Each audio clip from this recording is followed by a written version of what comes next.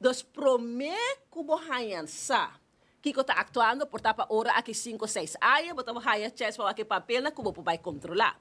Me diz que é para pueblo de Aruba imaginar rato Kiko lo a passa se gabinete Wave Cruz, segundo gabinete Wave Cruz, ainda está em governo. Na lo afirma e hofa, passo teco a hora que nós acha que o ministro besluit, de 21 de maio, 2024, na onda nata explica que nata akkoord, ku bestuurlijke akkoord, ku nata akkoord ku hofa, zit as kibi, akkoord Aruba Nederland Rijkswet houdbaar overheidsfinanciën. E tata ti persona só, ex-ministro de Educação, avisa que me também está de acordo solamente se tem exit clausule.